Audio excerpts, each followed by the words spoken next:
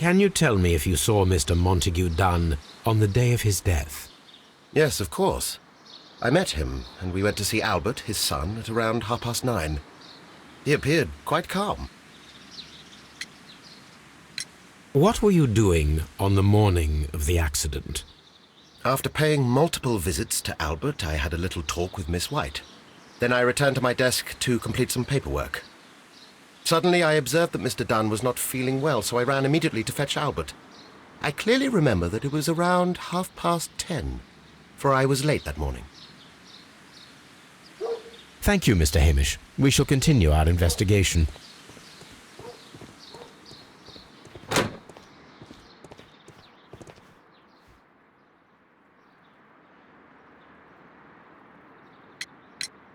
Your father's death does seem highly suspicious.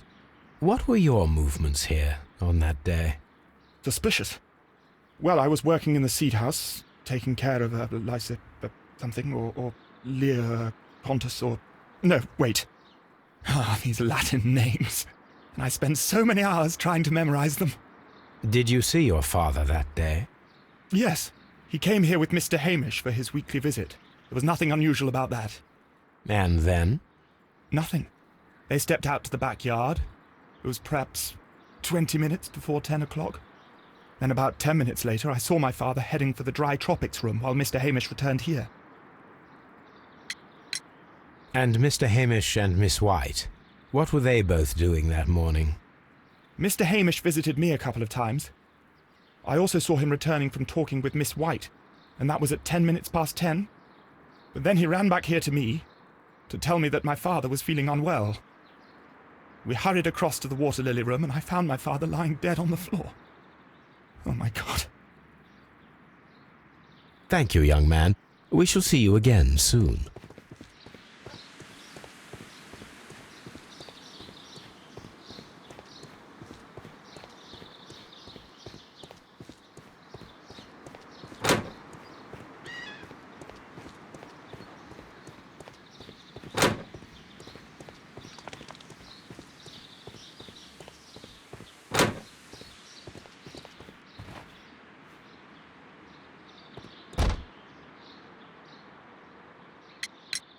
Can you tell me what Mr. Dunn was doing upon the day of his death?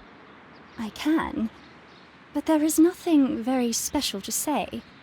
I was in the laboratory when I saw Mr. Dunn heading towards me. Tuesday is the day of his weekly visit.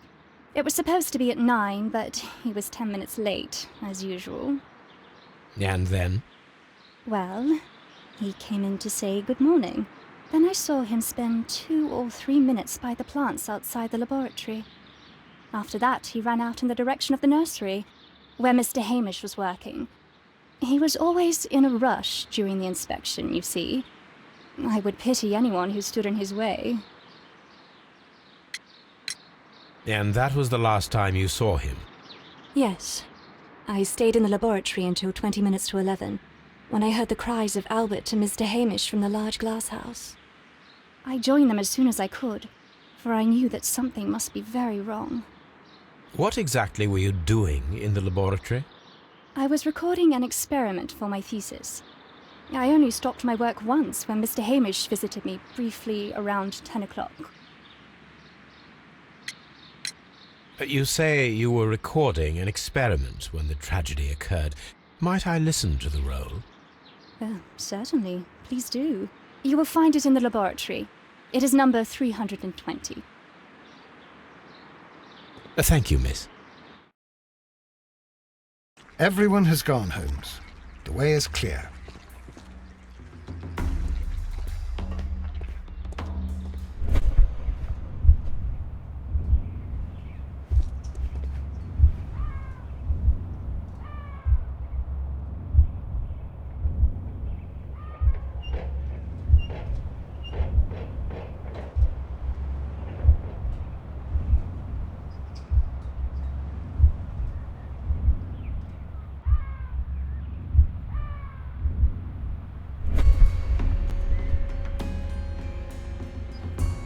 When Montague Dunn was standing close by the plants, the caterpillars were released and caused the deadly spores to activate.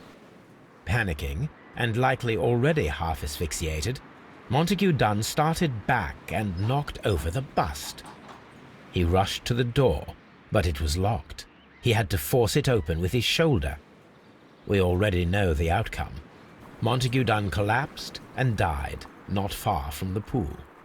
Well, it is time to perform our experiment on the ventilation system.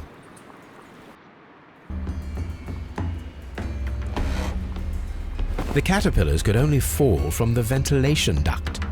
Our caterpillars are in place. I'll activate the ventilation system so that they fall down. Watson, stay here and observe. All right, Holmes.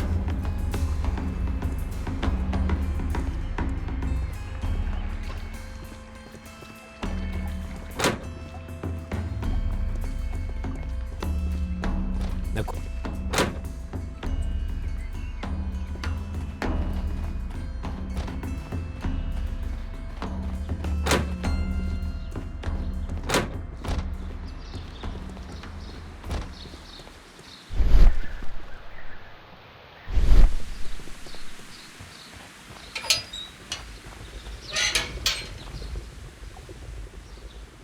the power is on.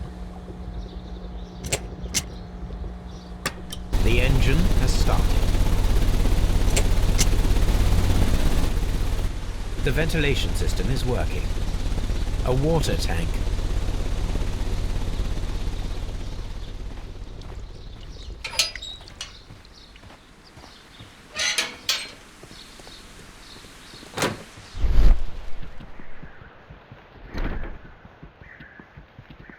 Excellent. This ventilation fan is working. Let us see if I can activate the other one.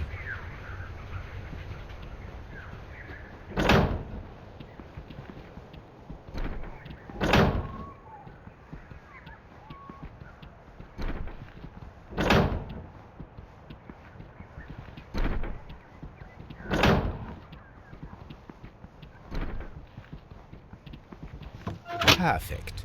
Now I just need to find Watson to check the result.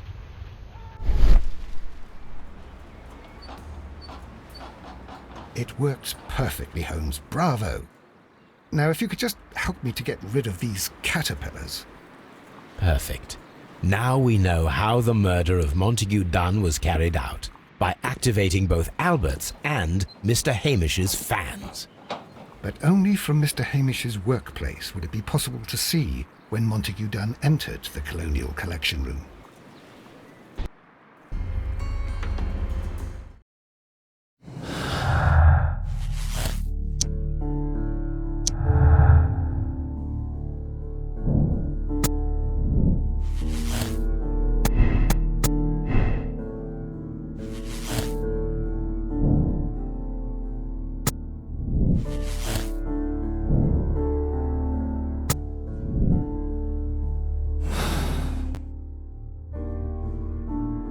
Let's go to Scotland Yard.